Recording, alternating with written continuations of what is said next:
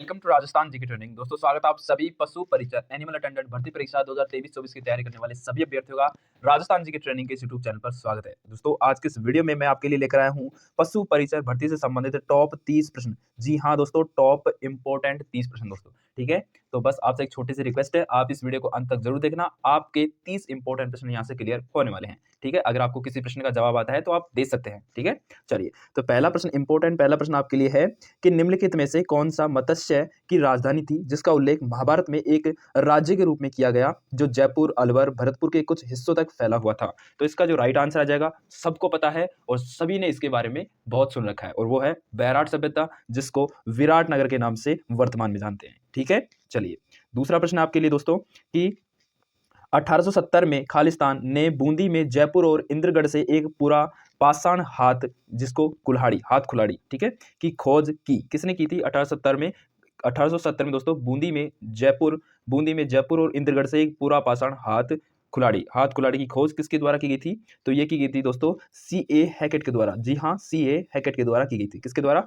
C.A. हैकेट के द्वारा। ठीक है, चलिए तो हैंड से आप याद रख सकते हैं, हैंड एक्स से आप याद रख सकते हैं हैकेट। ठीक है, चलिए तीसरा प्रश्न है दोस्तों कि सीकर जिले के नीमका थाना में कातली नदी के उद्गम पर खोजा गया ताम्र संस्कृति का महत्वपूर्ण स्थल कौन सा है? इंपॉर्टेंट प्रश्न तीसरा दोस्तों कि सीकर जिले के नीमका थाना में कातली नदी के उद्गम पर खोजा गया ताम्र संस्कृति का महत्वपूर्ण स्थल कौन सा है? इसका सही जवाब क्या आ जाएगा? बिल्कुल जी हाँ दोस्तों, इसका सही जवाब आपके लिए आ जाएगा गणेश्वर सभ्यता। ठीक है, गणेश्वर सभ्यता। ठीक है, चलिए चौथा प्रश्न है साथियों। चौथा प्रश्न क्या कह रहा है कि चित्तौड़ के आसपास के क्षेत्र को खालिस्तान के जनपद के रूप में जाना जाता था। तो चित्तौड़ के आसपास के क्षेत्र को किस जनपद के नाम से जाना जाता था? तो साथियों बिल्कुल आपने सही कहा, चित्तौड़ के आसपास के जनपद को सीवी जनपद के नाम से जाना जाता था। सीवी या फिर कीवी। ठीक है, सीवी कीवी जनपद के नाम से जाना जाता था। ठीक है, चलिए अगला प्रश्न है साथियों पांचवा कि गुहिल वंश में किसने कैलाशपुरी में एक लिंग यानी कि लकुलीश का मंदिर का निर्माण करवाया था?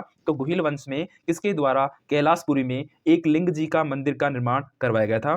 तो ये करवाने वाले थे, बिल्कुल जी हाँ दोस्तों, ये करवाने वाले थे बप्पा रावल। कौन थे? बप्पा रावल। चलिए छठा प्रश्न है निम्नलिखित में से राठौड़ वंश के राजाओं में से किसने साहस और कूटनीति के माध्यम से निम्नलिखित में से राठौड़ वंश के राजाओं में से किसने साहस और कूटनीति के माध्यम से मंडोर पर कब्जा कर लिया और उसे अपनी राजधानी बनाया? तो राठौड़ वंश के इनमें से कौन सा राजा था जिसने मंडोर पर कब्जा करके उसको अपनी राजधानी बनाया था? और वो राजा था बिल्कुल राव चुंडा था। कौन था? राव चुंडा था। ठीक है, चलिए सातवां प्रश्न है साथियों कि स्थान स्थापत्य और उपयोगिता के आधार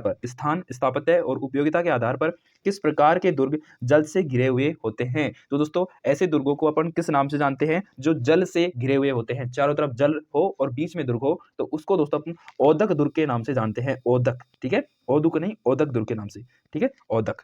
चलिए आठवां प्रश्न है साथियों, आठवां इंपॉर्टेंट प्रश्न है कि आभानेरी में स्थित हर्षद माता मंदिर किस शैली में बना है? जी हाँ दोस्तों, आभानेरी अपने कहाँ पे है? दौसा में। तो दौसा में स्थित आभानेरी, जहाँ पे हर्षद माता मंदिर बना हुआ है, और वो किस शैली का है? तो शैली इंपॉर्टेंट है, और उस शैली का नाम है दोस्तों गुर्जर प्रतिहार शैली। जी हाँ दोस्तों, गुर्जर प्रतिहार शैली में बना हुआ है आभानेरी का हर्षद माता का मंदिर। ठीक है, चलिए नवा प्रश्न है राजस्थान में विवाह में पहले दूल्हे को रिश्तेदारों द्वारा आमंत्रित किया जाता है। जी हाँ, राजस्थान में विवाह से पहले दूल्हे को रिश्तेदारों द्वारा आमंत्रित किया जाता है और लौटते समय खालिस्तान से संबंधित गीत गाया जाता है। तो लौटते समय, रिश्तेदारों के घर से लौटते समय कौन सा गीत गाया जाता है? जी हाँ, इंपॉर्टेंट है, उसको बिंदोला गीत के नाम से जानते हैं। जी हाँ, जिसको आप बिंदोरी भी कहते हैं। किस नाम से? बिंदोरी भी कह सकते हैं, बिंदोरी। ठीक है, बिंदोरी, और कई कई जगहों पर इसको बंदौरा के नाम से भी जानते हैं। ठीक है, तो बिंदोला या बिंदोरी या फिर बंदोरा। ठीक है, चलिए 10वां प्रश्न है दोस्तों कि राजस्थान में मच्छर, बिल्कुल मच्छर, बिच्छियों और लालार से क्या तात्पर्य है? बिल्कुल दोस्तों, शायद आपने ये पहली बार सुना होगा,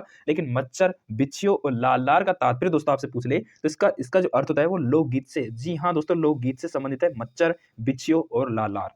ठीक है, चलिए लोकगीत है राजस्थान के। चलिए 11वां प्रश्न है साथियों कि डॉक्टर ग्रिश्चन ने अपनी पुस्तक लिंग्विस्टिक सर्वे ऑफ इंडिया में राजस्थानी बोलियों को कितने मुख्य समूह में विभाजित किया है? तो डॉक्टर ग्रिश्चन ने अपनी पुस्तक लिंग्विस्टिक सर्वे ऑफ इंडिया में राजस्थानी बोलियों को, जी हाँ दोस्तों, राजस्थानी बोलियों को 5 भागों में बांटा है। जी हाँ दोस्तों, राजस्थानी बोलियों को 5 भागों में बांटा है डॉक्टर ग्रिश्चन ने। ठीक है, चलिए 12वां प्रश्न है कि निम्नलिखित में से किस प्रकार के काव्य ग्रंथों में हमें एक राजा की महानता, उसकी विजयों युद्धों, शौर्य का वर्णन मिलता है तो अपने किस काव्य ग्रंथ में मिलता है दोस्तों? तो अपने एक काव्य ग्रंथ है उसका नाम है रासो। जी हाँ दोस्तों, रासो। तो इस तरह से वो जो रासो होती है ना, तो रासो में जिस भी पुस्तक के पीछे अपने रासो लिखा हुआ मिल जाए तो आप समझ जाना कि इसमें अपने उसकी जो राजा की महानता और विजयों, युद्धों, शौर्य का वर्णन उस पुस्तक में देखने को मिला है। ठीक है, तो ऐसा है इसमें। ठीक है, चलिए 13वां प्रश्न है कि निरंजनी संप्रदाय की स्थापना किसके द्वारा की गई थी? तो निरंजनी संप्रदाय की स्थापना आपसे पूछ ले तो आपको बताना है हरिदास। जी हाँ, हरिदास के द्वारा निरंजनी संप्रदाय की स्थापना की गई थी। अगला प्रश्न है 14वां दोस्तों कि निम्नलिखित में से किस संत को राजस्थान का कबीर कहा जाता है? बिल्कुल इंपॉर्टेंट प्रश्न है। राजस्थान का कबीर दोस्तों अपने एक ही संत रहे हैं आज तक और उनको ही राजस्थान का कबीर कहा जाता है और वो है दादू दयाल जी। कौन है? दादू दयाल जी। राजस्थान के कबीर के नाम से इनको जाना जाता है। अगला 15वां प्रश्न है कि गणगौर के अवसर पर होली की राख से बने केक जिसको पिंडिया कहते हैं, ठीक है, पिंडिया की खालिस्तान के अंकुरों के साथ पूजा की जाती है। तो किसके अंकुरों के साथ पूजा की जाती है? तो इसका जो राइट आंसर आ जाएगा, साथियों, वो आ जाएगा जौ। जी हाँ दोस्तों, जौ के अंकुरों के साथ उस पिंडिया की पूजा की जाती है होली के दिन। ठीक है, समझ में आ गई? होली दहन के बाद। ठीक है, चलिए अगला प्रश्न भी इंपॉर्टेंट है आपके लिए। अगला प्रश्न क्या कह रहा है देखिए, राजस्थान में स्त्रियों द्वारा गले में पहने जाने वाले आभूषण को क्या कहा जाता है? तो स्त्रियों द्वारा, महिलाओं द्वारा गले में पहने जाने वाले आभूषण को साथियों अपन तिमणिया के नाम से जानते हैं। जी हाँ दोस्तों, तिमणिया के नाम से जानते हैं। ठीक है, ये अपने मोकड़ी गले में नहीं पहना जाता, बोगली भी गले में नहीं पहना जाता, कर्णफूल अपने कानों में पहना जाता है। ठीक है, लेकिन तिमणिया है दोस्तों, ये गले में पहने जाने वाला आभूषण है। ठीक है, चलिए 17वां इंपॉर्टेंट प्रश्न है, अल्लाह जिल्लाबाई की लोकप्रियता का कारण क्या है? जी हाँ दोस्तों, अल्लाह जिल्लाबाई एक गायिका है। क्या है? गायिका है और एक मांड गायिका है। कौन है? मांड गायन शैली की मांड गायिका है ये। ठीक है, और ये अपने जैसलमेर से संबंधित है। मांड क्षेत्र अपने कहाँ से संबंधित है? जैसलमेर से संबंधित है। तो ये मांड गायिका है। ठीक है, चलो 18वां प्रश्न है कि 23 नवंबर 1931 को किसने भरतपुर में व्यापक किसान विरोध का आयोजन किया और जिसके कारण उनकी गिरफ्तारी से लघु किसान आंदोलन समाप्त हुआ था? तो वो थे दोस्तों अपने भोजी लंबरदार। कौन थे? भोजी लंबरदार या लबरदार। ठीक है, इन्हीं के द्वारा ही इनको भरतपुर में व्यापक किसान विद्रोह का आयोजन किया गया था, इन्हीं के उद्देश्य में। ठीक है, इन्हीं के संदर्भ में। ठीक है, फिर इनकी क्या हो गई? गिरफ्तारी हो गई और लघु किसान आंदोलन समाप्त हो गया था। ठीक है, ये बहुत रेयर चांस है कि ये प्रश्न आए, लेकिन ऐसे प्रश्न भी कई बार पूछे जा सकते हैं। ठीक है, चलिए 19वां प्रश्न है कि दरगाह जिसे अब्दुल्ला पीर के नाम से जाना जाता है, अब्दुल्ला पीर के नाम से जाना जाता है, जो बोहरा मुस्लिम संत अब्दुल रसूल का लोकप्रिय मकबरा किस शहर में स्थित है? तो ये बात कह रही है कि अब्दुल्ला पीर की दरगाह है वो किस शहर में है, ये आपको बताना है। तो अब्दुल्ला पीर की जो दरगाह है साथियों, वो बांसवाड़ा में है। जी हाँ दोस्तों, बांसवाड़ा में है, बांसवाड़ा में। ठीक है, चलिए 20वां इंपॉर्टेंट प्रश्न है कि मेवाड़ प्रजामंडल की स्थापना किसके द्वारा की गई थी? तो मेवाड़ प्रजामंडल की स्थापना आपसे पूछ ले तो आपको बेझिझक बताना है माणिक्य लाल वर्मा। जी हाँ, माणिक्य लाल वर्मा। ठीक है, इसको कैसे याद रखोगे? तो ट्रिक शानदार है, छोटी सी है, मे से याद रखना माणिक्य लाल। ठीक है, यानी कि मेवाड़ में भी मैं आ रहा है, माणिक्य लाल में भी यानी कि माणिक्य में भी मैं आ रहा है, तो मैं से माणिक्य। ठीक है, मैं से मेवाड़, मैं से माणिक्य लाल। ठीक है, और किसी में आ रहेगा? मैं नहीं आ रहा सर, नहीं आ रहा, नहीं आ रहा। ठीक है, तो बस याद रहेगा, बिल्कुल जी हाँ सर, याद रहेगा। मेवाड़ प्रजामंडल की स्थापना माणिक्यलाल वर्मा के द्वारा की गई थी।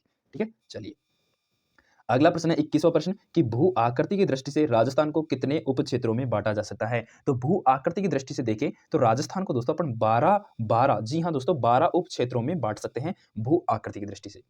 अगला प्रश्न है साथियों, इंपॉर्टेंट प्रश्न कि भील और गरासिया स्थानीय जनजातियां हैं। भील और गरासिया स्थानीय जनजातियां हैं जो मध्य माही छप्पन बेसिन में स्थानांतरित खेती का व्यवसाय करती है, उन्हें किस रूप में जाना जाता है? तो उस खेत जो ये भील और गरासिया द्वारा जो खेती की जाती है उसको दोस्तों एक अन्य नाम से भी जाना जाता है, उसका नाम है दोस्तों, तो उसको अपन वालर, जी हाँ वालर कृषि के नाम से जानते हैं। किसके नाम से? वालर कृषि के नाम जानते हैं, जो भील और गरासिया जनजाति के लोग करते हैं। ठीक है, चलिए अगला प्रश्न है 23वां कि राजस्थान की निम्नलिखित में से कौन सी नदी सतह के थोड़े से बहाव के बाद रेत में गायब हो जाती है? तो राजस्थान की ऐसी कौन सी नदी है जो सतह के थोड़े से बहाव के बाद ही रेत में गायब हो जाती है? तो ऐसी भी कोई नदी है? जी हाँ दोस्तों, ऐसी नदी का नाम है कांकनी नदी। जी हाँ, कांकनी नदी।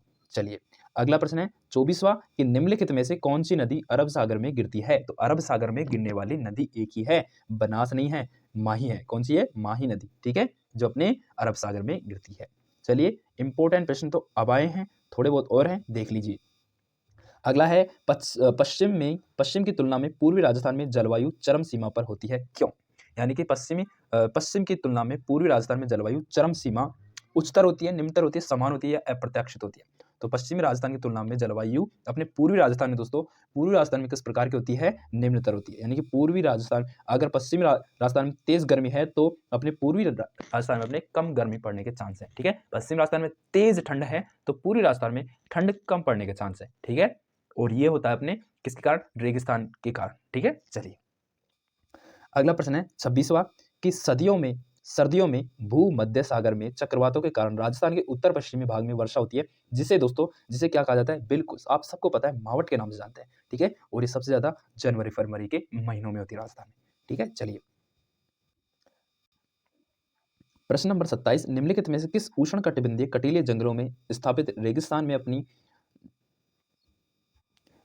अपनी जबरदस्त उपयोगिता के कारण रेगिस्तान का कल्प वृक्ष कहा जाता है? तो रेगिस्तान का कल्प वृक्ष दोस्तों आप सबको पता है किसे कहा जाता है? बिल्कुल इंपॉर्टेंट प्रश्न है, सबसे सरल प्रश्न है, खेजड़ी। जी हाँ, खेजड़ी भी कहते हैं इसको, खेजड़ी भी कहते हैं।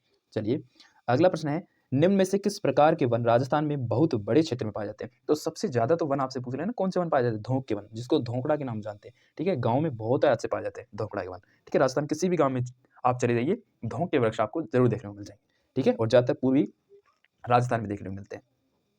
29वां प्रश्न है, लेटेराइट प्रकार की मिट्टी खालिस्तान में पाई जाती है? तो लेटेराइट प्रकार की मिट्टी दोस्तों अपने डूंगरपुर क्षेत्र में पाई जाती है। ठीक है, डूंगरपुर क्षेत्र में पाई जाती है। और लास्ट एंड फाइनल प्रश्न आपका 30वां कि राजस्थान के निम्नलिखित में से किस परियोजना को मरुगंगा के नाम से जाना जाता है? तो मरुगंगा के नाम से दोस्तों अपनी एक परियोजना है, उसका नाम है इंदिरा गांधी नहर परियोजना। ठीक है, इंदिरा गांधी नहर परियोजना। ठीक है, NGNP। ठीक है, NGNP, इंदिरा गांधी नहर परियोजना। ठीक है, NGNP को दोस्तों अपने किस नाम जानते हैं? मरुगंगा के नाम से जानते हैं। ठीक है, चलिए तो ये हो गया आपके 30 प्रश्न। आशा करता हूँ कि आपको यह शानदार वीडियो लगी होगी। अगर अच्छी लगी हो तो एक प्यारा सा कमेंट करके बता दीजिए। आगे मैं इसी प्रकार की वीडियो आपके लिए बनाता रहूंगा। थैंक यू, धन्यवाद।